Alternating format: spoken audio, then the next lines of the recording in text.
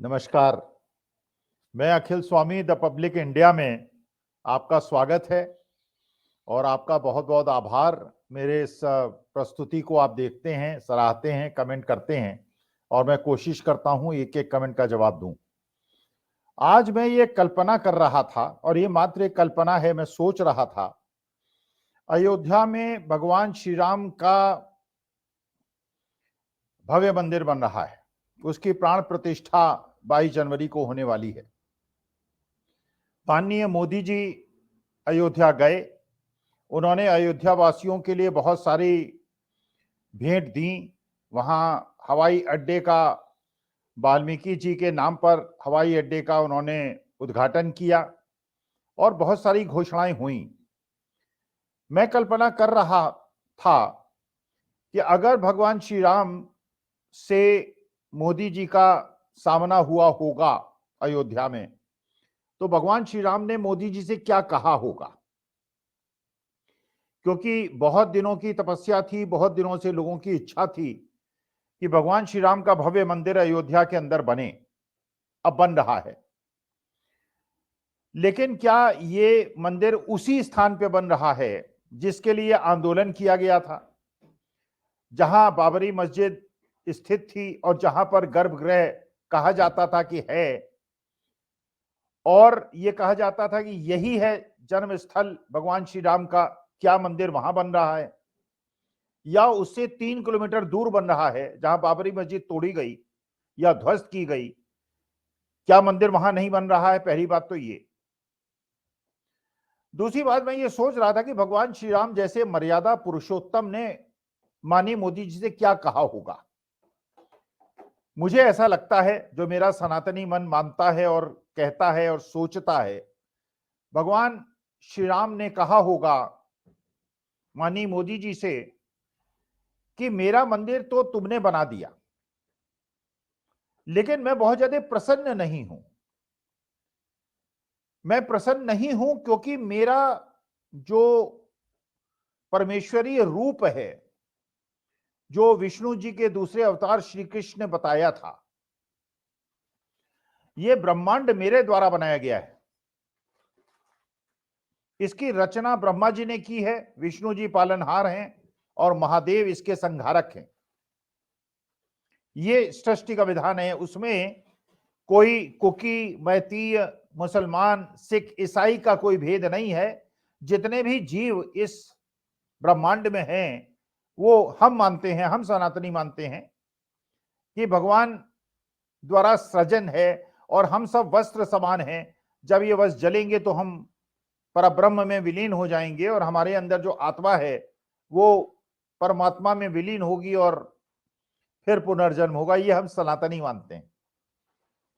भगवान श्री राम ने कहा होगा माननीय मोदी जी से, अब तो ये मोदी जी ही पुष्टि कर सकते हैं कि ऐसा उन्होंने कहा या नहीं कहा, लेकिन मेरे को लगता है कहा होगा। उन्होंने कहा होगा कि तुम यहां आ गए, तुमने हवाई अड्डे का उद्घाटन कर दिया, तुमने राम जन्मभूमि में मंदिर बना दिया, लेकिन तुम मणिपुर क्यों नहीं गए? मणिपुर के अंदर, अपने ही देश के अंदर गृह युद्ध की स्थिति है और दो समुदायों के बीच में जिस प्रकार का भीषण गृह युद्ध छिड़ा हुआ है, अभी 1-2 दिन के बीच में ही जिस प्रकार से फिर 3-4 लोगों की हत्या हुई है और बहुत दिनों के बाद, महीनों के बाद जो पुराने शव थे उनकी अंतिम क्रिया हो पाई है, तो तुम्हारा राजा का कर्तव्य है, जैसे मैं राजा था, भगवान श्री राम ने कहा होगा जैसे मैं राजा था, मैंने राजा के जो कर्तव्य हैं उनका निर्वहन किया था, तो तुम राजा हो, तुम्हारा यह कर्तव्य है कि तुम मणिपुर जाओ, वहां लोगों के आंसू पोंछो। भगवान श्री राम ने कहा होगा कि काशी हिंदू विश्वविद्यालय के अंदर जो इंजीनियरिंग के छात्रा लड़की के साथ, 20 साल की लड़की के साथ जिस प्रकार से भारतीय जनता पार्टी के आईटी सेल के संयोजक और सह संयोजक ने कैंपस के अंदर जो पंडित मदन मोहन मालवीय ने बनवाया उस प्रांगण में, क्योंकि मैं भी उसमें पढ़ा हूं और उसी इंजीनियरिंग कॉलेज में पढ़ा हूं जहां ये कुत्सित घटना हुई है, तुमने बाकी लोगों को तो छोटे छोटे अपराधों में उनके घर बुलडोजर से गिरवा दिए, उनकी जीप पलटवा दी, उनके एनकाउंटर करा दिए।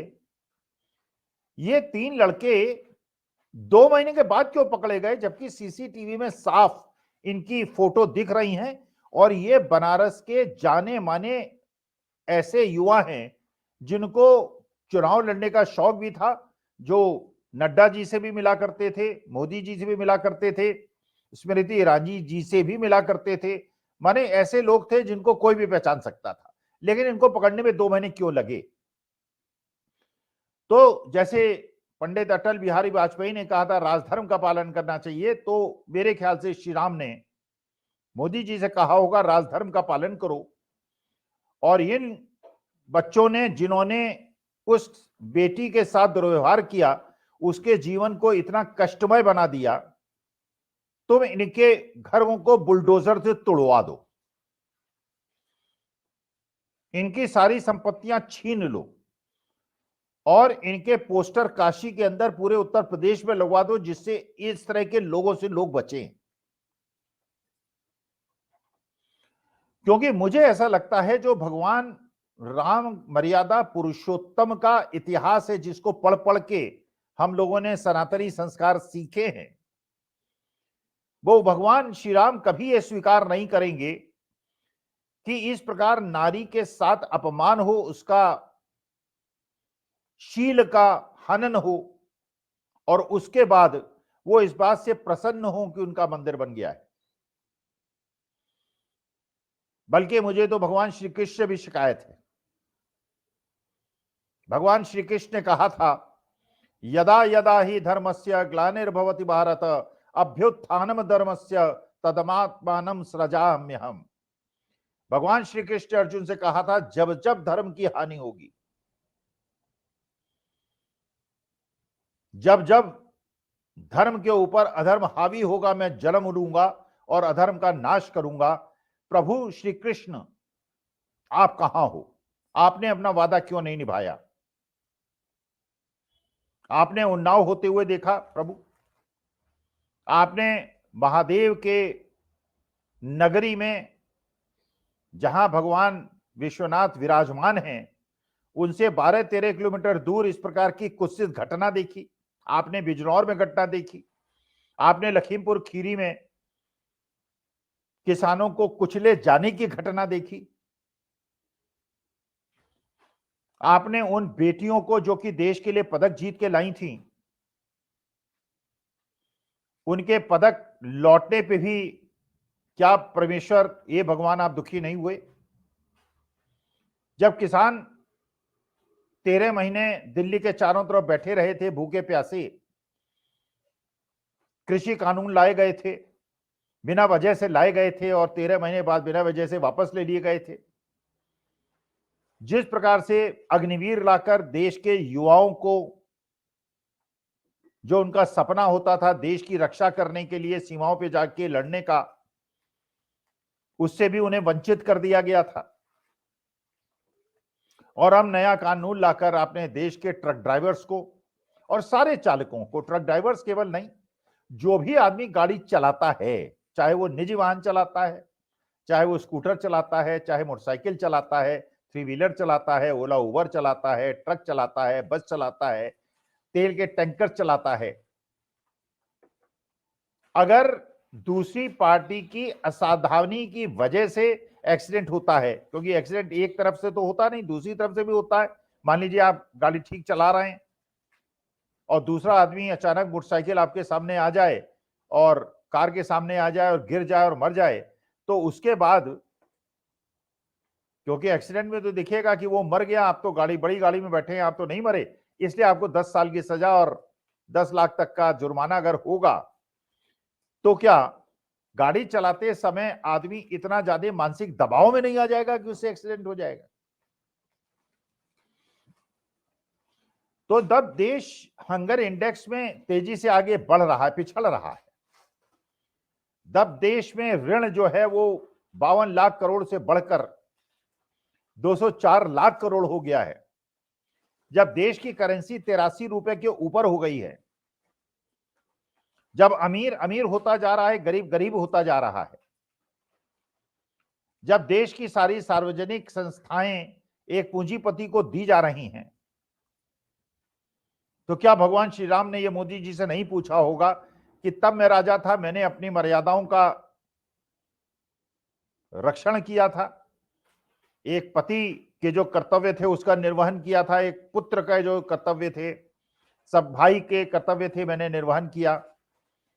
तो क्या उन्होंने ये नहीं कहा होगा कि मोदी जी आप इस समय देश के सर्वोच्च कार्यपालक हैं, प्रधान सेवक हैं, तो आप भी अपने कर्तव्यों के निर्वहन से पीछे न हटें। मंदिर आपने बनाया, बहुत शुक्रिया, बन गया। और मैं तो 1950 में ही जब पुराने भवन के अंदर मैं प्रकट हुआ था, स्वयंभू प्रकट हुआ था, तो अब ये नई मूर्ति लाके किसकी प्राण प्रतिष्ठा तुम कर रहे हो? मैं तो वहां विराजा हुआ हूं, 1950 से विराजा हुआ हूं। तो ये ऐसे मूल प्रश्न हैं, ऐसी चीजें दिमाग में मेरी आती हैं कि भगवान श्री राम ने मोदी जी से पूछा होगा और ये कहा होगा कि इस प्रकार की चीजें तुम कैसे सहन कर रहे हो जो तुम राजा हो, और इसलिए क्या ये राजा का कर्तव्य नहीं है, ये क्या उसका उत्तरदायित्व तो नहीं है कि राजा के जो कर्तव्य हैं, निर्वहन करने की आवश्यकता है वो करे, जनता को बिना किसी कारण से परेशानी न हो, अन्नदाताओं को परेशानी ना हो। राजा अगर कोई वचन दे, जैसे भगवान श्री राम मर्यादा पुरुषोत्तम श्री राम ने जो उनका मुख्य सिद्धांत था, प्राण जाए पर वचन न जाई। अगर आपने वचन दिया था 15 लाख सबको मिलेंगे, अगर आपने वचन दिया था 2 करोड़ रोजगार हर साल मिलेंगे, अगर आपने अभी चुनाव के पहले वचन दिया था कि 450 रुपए में सिलेंडर मिलेगा, अगर आपने वचन दिया था कि 31 रुपए में धान खरीदा जाएगा, अगर आपने वचन दिया था कि लाडली बहन योजना लागू रहेगी और इसको बढ़ाया जाएगा, तो क्या राजा के रूप में आपका यह कर्तव्य नहीं है कि जो जो आपने गारंटियां दी थी उन गारंटियों को आप पूरा करें? क्योंकि ये मर्यादा पुरुषोत्तम श्री राम जिनका भव्य मंदिर अयोध्या के अंदर बन रहा है, ये उन्होंने अपने जीवन काल में हम लोगों के लिए आदर्श उपस्थित किए कि जो आपने वादा किया है। भगवान श्री कृष्ण ने भी जो महाभारत का युद्ध कराया, वो भी एक नारी सम्मान पर ठेस पहुंचने की वजह से कराया।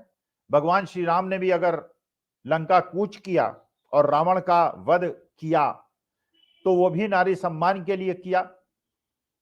तो क्या भगवान श्री कृष्ण और भगवान श्री राम मोदी जी से ये नहीं कहते होंगे कि जो नारी सम्मान के साथ खिलवाड़ हो रहा है, बेटियों के साथ खिलवाड़ हो रहा है, जगह जगह इस प्रकार से खिलवाड़ हो रहा है, और जो दोषी हैं, जो अपराधी हैं, वो खुलेआम घूम रहे हैं, और आप दंड केवल उनको देंगे जिनकी एक राजनीतिक प्रतिबद्धता है, और जिनके साथ प्रतिबद्धता नहीं है उन्हें आप दंडित करेंगे?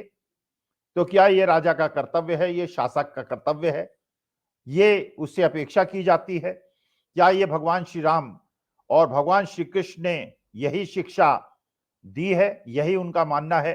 तो मुझे ऐसा लगता है कि भगवान श्री राम ने ये कहा होगा कि मैं इस बात से बहुत ज्यादा नहीं खुश हूं कि पत्थर का आपने ये मंदिर बना दिया। मैं उस दिन खुश होऊंगा जिस दिन देश की 80 करोड़ जनता को 5 किलो अनाज देने की आवश्यकता नहीं होगी। आप उन्हें रोजगार देंगे, आप किसानों को उचित मूल्य देंगे, देश के सारे संसाधनों पे कुल पूंजीपतियों का केवल हक नहीं होगा, बल्कि छोटे छोटे जो उद्योग वाले हैं, छोटे छोटे दुकान वाले हैं, उनका भी उद्योग धंधा चलेगा। आय का वितरण इस प्रकार से होगा कि खुशहाली जो है वो बराबरी से सबको मिले। देश के सभी लोग धर्म और संप्रदाय और जाति से ऊपर उठकर एक राजा की तरह आप उनको न्याय देंगे, और जो भगवान श्री राम ने जो मर्यादाएं स्थापित की थी, जिनसे हम प्रेरणा पाते हैं, अपने बच्चों को, अपनी अगली पीढ़ी को हम ये बता पाएंगे कि जो भगवान श्री राम की मर्यादाएं हैं, केवल उनका मंदिर नहीं बन रहा है, उनका मंदिर नहीं बना है, लेकिन जो उन्होंने कहा था प्राण जाए पर वचन न जाई, उसका निर्वहन करते हुए जो जो वादे आपने किए हैं उनको आप पूरा करेंगे। 450 का सिलेंडर पूरे हिंदुस्तान में सबको मिलेगा। 3100 में धान सबका खरीदा जाएगा। जो बच्चे बेरोजगार हैं, उच्च शिक्षा प्राप्त करने के बावजूद जो बेरोजगार हैं उनको रोजगार मिलेगा। और जो अग्निवीर जैसे कानून बने हैं और जो आज सड़कों पे जो भी वाहन चालक हैं, सड़कों पे आंदोलनरत हैं, इनको दोबारा परेशान करके तड़पा के आप कानून वापस लेने के बजाय अभी तुरंत इनसे वार्ता करें, इनकी बात सुने, इनकी बात का समाधान करें। और ये राजा के रूप में आपका कर्तव्य है कि समाज का कोई भी ऐसा वर्ग है अपने को उपहित महसूस न करे और उसे ये महसूस हो कि राजा सबका साथ सबका विश्वास का केवल नारा नहीं देता है बल्कि उसका पालन भी करता है। यही मुझे लगता है भगवान श्री राम ने आपसे कहा होगा। और जब आप आंदोलन करेंगे महादेव के लिए और श्री कृष्ण के लिए, शायद वो भी आपसे कहेंगे। और मुझे आशा है सनातन धर्म मानने वाले एक भगवान श्री राम के भक्त के रूप में मैं आपसे प्रार्थना करूंगा कि अभी अगर भगवान श्री राम ने आपसे नहीं कहा, हो सकता है 2-4 दिन में कह दें, तो उनकी जो भगवान श्री राम की भावना होगी उसे भांप कर, उसे सोच समझकर इस दिशा में काम करें, जिससे देश की सभी जनता को यह महसूस हो कि आप केवल एक वर्ग के राजा नहीं हैं बल्कि पूरे हिंदुस्तान के राजा हैं और उसी प्रकार के राजा हैं जैसी लीक मर्यादा पुरुषोत्तम श्री राम ने डाली थी। बहुत बहुत धन्यवाद। प्रणाम।